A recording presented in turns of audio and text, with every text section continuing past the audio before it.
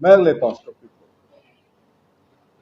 अजय जी ने जो बातें बताई उनका एकमात्र मकसद ये था संभालका की जनता को याद दिलाना या बताना कि पानीपत में भी इसी पार्टी की नगर निगम में सरकार है, मेयर इनका है, पार्षद इनके हैं, और जितने भारतीय जनता पार्टी के विधायक हैं मौजूदा पानीपत जिला के, वो पानीपत में रहते हैं, सांसद वहीं रहते हैं, जिलाध्यक्ष वहां रहते हैं, प्रमुख सभी पदाधिकारी पानीपत में रहते हैं। उसके बावजूद जो बुरा हाल नगर निगम पानीपत का है, जितने रोजाना घोटाले पे घोटाला, घोटाले पे घोटाला नगर निगम में आ रहे हैं, अगर यहां भी बीजेपी जीतती तो यहां का क्या हाल होगा, यह आपको एहसास कराने के लिए जय सिंगला जी ने बताया। दूसरा मेरा कारण, हम किसी पार्टी विशेष के खिलाफ नहीं हैं, हम सिस्टम के खिलाफ हैं। सिस्टम क्या है? भारतीय जनता पार्टी के पास दर्जनों लोग थे जो यहां के चेयरमैन की टिकट मांग रहे थे, एक से एक बढ़ करके उम्दा कार्यकर्ता थे जिन्होंने वर्षों तक अपना जीवन खपा दिया। मैं एक चीज पूछना चाहता हूं, जो वर्तमान अशोक कुच्छल जी को टिकट दिया गया है, भारतीय जनता पार्टी के जिम्मेवार जो यहां पे, चाहे वो प्रभारी आए हुए हैं या जो विधायक या सांसद जो भी आए या अध्यक्ष जो भी हैं, वो संभालका हल्के की जनता को जवाब दें कि अशोक कुच्छल को टिकट किस आधार पर दी गई। क्योंकि संयोगवश पिछले विधानसभा चुनाव में मैं संभालका विधानसभा का बीजेपी की तरफ से प्रभारी रहा हूं और मुझे पता है अशोक कुच्छल भाजपा कार्यकर्ता नहीं था। इस आधार पर तो उसको टिकट नहीं दी गई कि वो भाजपा का वरिष्ठ कार्यकर्ता या पुराना कार्यकर्ता, नंबर 1। नंबर 2 बात, कई बार पार्टियां टिकट दे देती है कि किसी की साफ छवि हो, समाज का जिम्मेवार नागरिक हो। अशोक कुच्छल जी पर सारा संभालका जानता है कि इन पर मुकदमा दर्ज हुआ था, ये जेल गए थे, और वो भी एक्सटॉर्शन का मुकदमा, वो भी सेक्स रैकेट में एक्सटॉर्शन, पैसे लेने का। हाई कोर्ट से जमानत हुई, चार्ज फ्रेम हो चुके हैं। ऐसी कौन सी मजबूरी है भारतीय जनता पार्टी की कि उन्होंने अपने दर्जनों कार्यकर्ताओं को दरकिनार किया और एक ऐसे व्यक्ति को जिस पर मुकदमे दर्ज हैं, जो जेल में रहा है, कौन सी क्वालिफिकेशन संभालका हल्के की जनता को, भारतीय जनता पार्टी के लोगों को पहले जवाब देना चाहिए वोट मांगने से पहले। और भारतीय जनता पार्टी कौन से मूल्यों की राजनीति को आगे बढ़ा रही है, किस आधार पर टिकट की दी गई, एक कारण गिना दें। इस टिकट से जो प्रतीत होता है कि मिठाई खाई गई है, मिठाई खा करके वोट टिकट दिया गया है। वो एक सफल मिठाई विक्रेता है। इसके अलावा मुझे कोई कारण नजर नहीं आता। पिछले दिनों उनकी एक ऑडियो वायरल हुई थी, उसमें जो पिछली बार इनका कार्यकाल रहा था बड़ा संदिग्ध, डिस्प्यूटेड रहा था, और उसमें सरेआम वो पैसे देते हुए, पार्षद को लालच देते हुए बात करते हुए नजर सुनाई देते हैं। इन पे एफआईआर दर्ज हुई थी, आप लोगों को सभी के पास पता होगा, एफआईआर नंबर, सेक्शनों का पता होगा। इन पर आईपीसी की 109, 115, 116, 120 बी, 195, 211, 384, 388, 389 आईपीसी के तहत मुकदमा दर्ज हुआ था। और 6 नवंबर 2017 को, और उसके बाद लगभग 1 साल से ज्यादा जेल में रहे,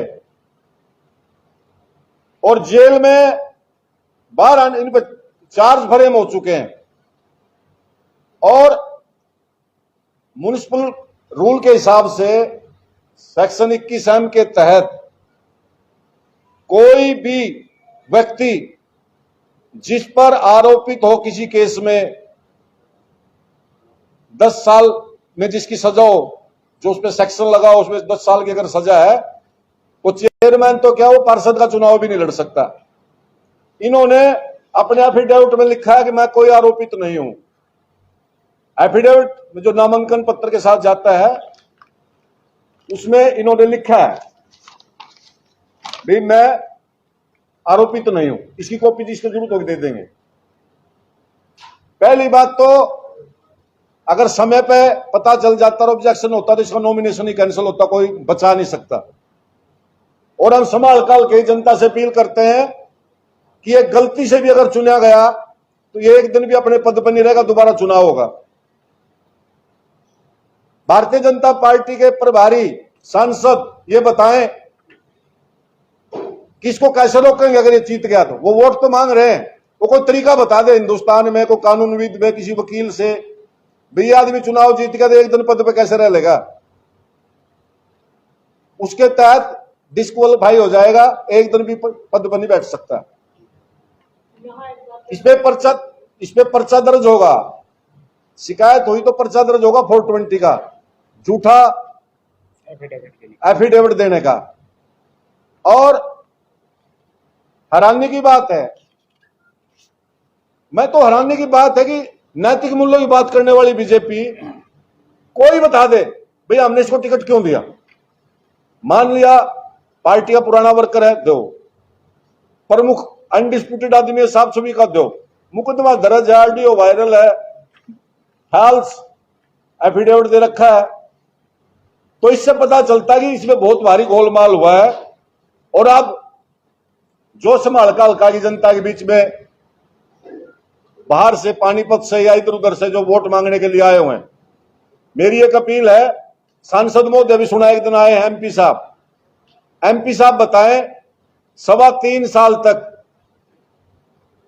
वो किस आधार पर वोट मांगने के लिए संभाल गया। मैं कोई संभाल का शहर में कोई ग्रांट दिए क्या वो संभाल का के सांसद नहीं है, या कोई और जिला अध्यक्ष, या कोई हमारे प्रभारी राजीव जैन जी, वो बताएं। पिछली बार वो निकाय मंत्री थे मैडम कविता जैन, उन्होंने संभाल के लिए कोई विशेष पैकेज दे रखा हो, वो यहां का चुनाव संभाल रहे हैं।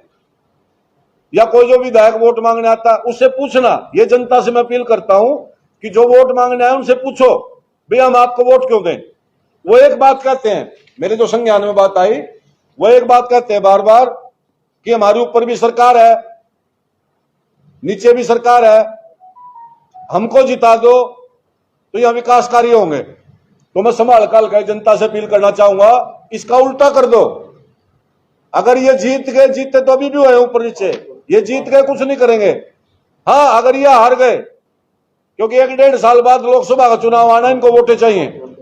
अगर संभाल का हल्के की जनता ने अपना विकास कराना है, इनको इसलिए हरा दे। हम इसलिए नहीं कहते कि बीजेपी का इसलिए हरा दो, हम इसलिए कह रहे हैं कि एक व्यक्ति जिसपे मुकदमे दर्ज है, अनैतिक है और वो नैतिक रूप से चुनाव भी नहीं लड़ सकता कानूनी तौर पे, उसको टिकट दिया तो सर्वजातीय जनपंचायत इसकी घोर निंदा करती है, ऐसा जो कैंडिडेट इन्होंने बनाया। और हम पूरी तरीके से इनका विरोध करेंगे। और जनता से आज तो प्रेस कॉन्फ्रेंस के माध्यम से हम 1-2 दिन के बाद हमारे कुदरती, क्योंकि 3 महीने पहले गठन हुआ और हमारा संभाल के का गठन सर्वजातीय जनपंचायत का भी पेंडिंग, अभी हमने करा नहीं। पानीपत ग्रामीण शहर का गठन हुआ है, उसके बावजूद हम पानीपत से जिनकी रिश्तेदारियां या जान पहचान या हमारी जो संपर्क है, हम उनके पास जाएंगे, लोगों को जागरूक करेंगे और ये दिखाएंगे भाई अपनी वोट खराब करने की जरूरत नहीं। और हर एक आदमी से मेरी अपील है, पुनः अपील है कि जनता से बताएं, बीजेपी के नेता, और मेरे ख्याल आज प्रेस कॉन्फ्रेंस भी है उनकी, उसमें भी मेरी आप पत्रकार बंधुओं से अपील है, उनसे पूछना कि आपके उम्मीदवार किस आधार पर टिकट दिया। बीजेपी का पुराना कार्यकर्ता तो था नहीं, ये गारंटी मैं ले सकता हूं।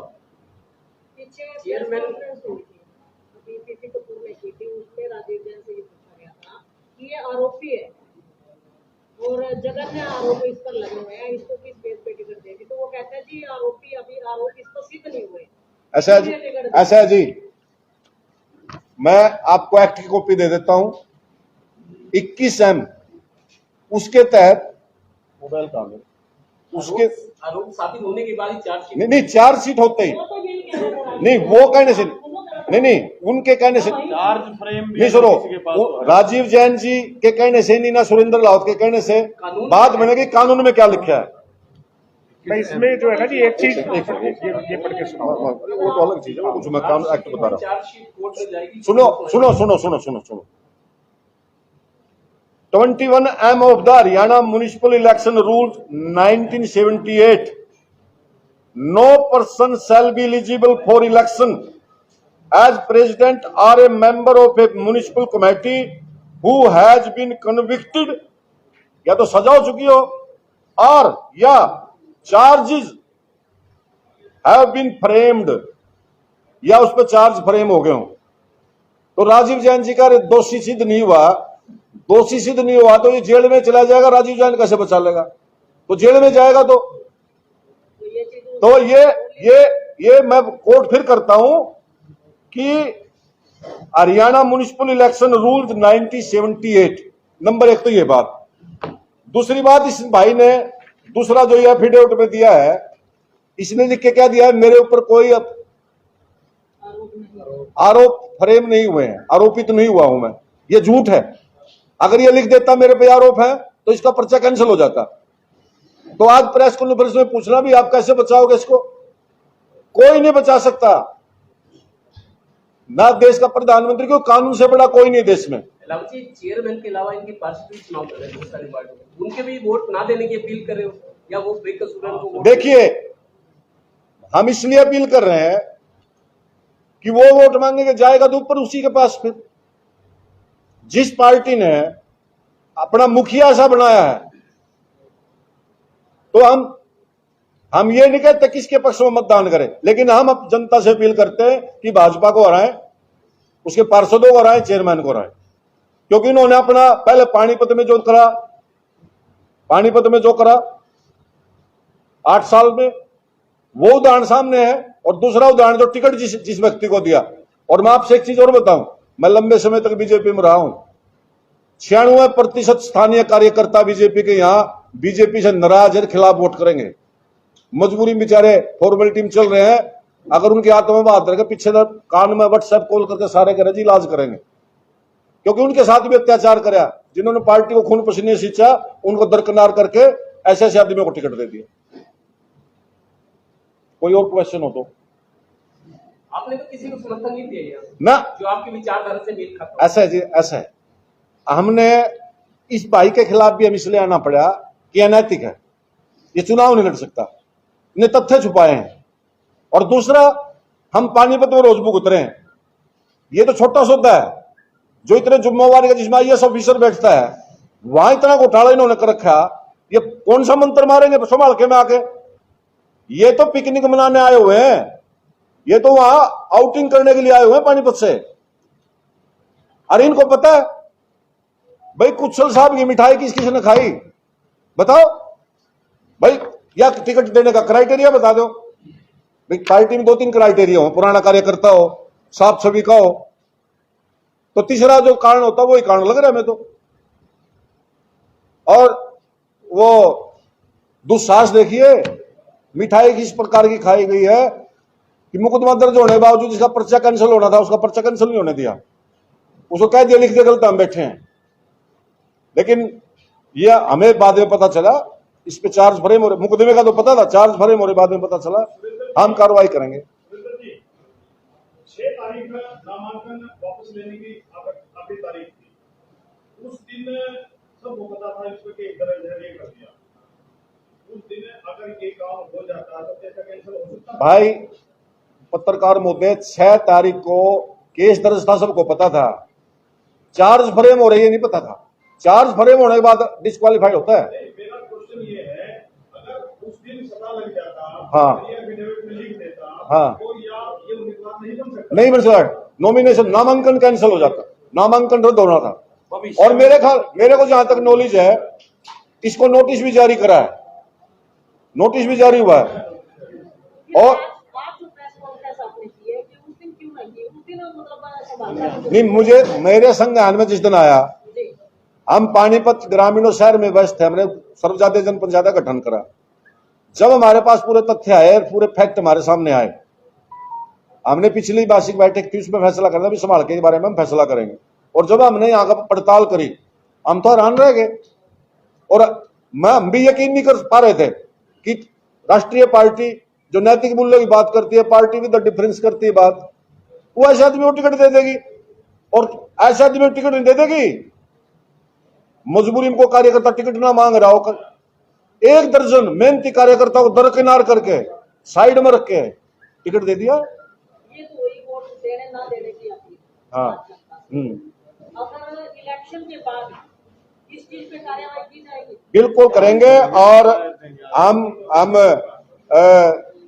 सामाजिक व्यक्ति होने के नाते नाते एडवोकेट भी हैं, सुधीर जाखड़ भाई एडवोकेट भी हैं। हम इसकी जो भी कानूनी कार्रवाई होगी वो सारी कार्रवाई निश्चित तौर पर करेंगे और प्रभु की कृपा से कोशिश तो करेंगे चुनाव ही ना जीते, क्योंकि संभाल का हल्के की जनता इतना कुछ होने के बावजूद भी अगर ऐसे व्यक्ति को चुनेगी तो फिर 2-2.5 साल काटने मुश्किल हो जाएंगे। काले तो यहाँ भी बहुत हुए, भले ही चेयरमैन अभी नहीं था, वो काले तो यहाँ नगर पालिका में बहुत हुए।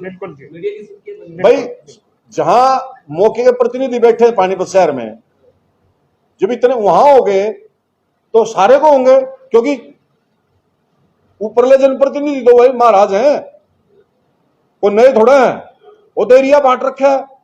और हराने की बात है, ये संभाल के अंदर विचित्र स्थिति है। सरकार में इकट्ठे हैं, कैबिनेट में बैठ के सरकार की पॉलिसी को सराहते हैं, या एक दूसरे की पॉलिसी उल्टी बता रहे हैं मैदान पे एक दूसरे के सामने। इसका मतलब ये सत्ता की पिपासा के लिए गठबंधन है, विचारी गठबंधन नहीं है। सुरेंद्र जी, आप तो ये कह रहे हो कि ठीक है उन्होंने ऐसा किया, व्यक्तिगत आपने पता, चुनाव आयोग के साथ तो कुछ नहीं धोखा। हाँ, मैं कह रहा अभी अगर मेरे नॉलेज में उन्होंने नोटिस दिया है, नोटिस का संतोषजनक जवाब नहीं मिलेगा तो जो चुनाव अधिकारी आरोप है उसको मुकदमा दर्ज कराना पड़ेगा 420 का, फॉल्स इंफॉर्मेशन का। और अगर वो अधिकारी ही ऐसा नहीं करता तो देश में कानून है, उनसे बड़े अधिकारी है, उसके बाद कोर्ट है, और हम बैठे फिर कहीं ना कहीं फिर वो भी फालतू। देखो जी ऐसा है, देखो अगर ये इतनी निरुक्तता करेंगे, इतनी तानाशाही करेंगे और नैतिकता को फिर भी पार कर लेंगे तो फिर तो हम भी फिर मुकाबला डटकर करेंगे। लेकिन मेरी पुनः अपील है कि बीजेपी का कोई प्रेस कॉन्फ्रेंस करे या कोई नेता मिले, उनसे पूछना भाई क्या मजबूरी थी इसको टिकट देने की।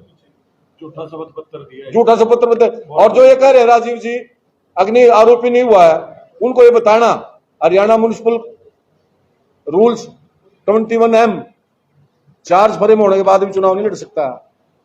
मैं भाई मिठाई तो ले ली, उसके बाद कागज तो चेक कर ली होंगे।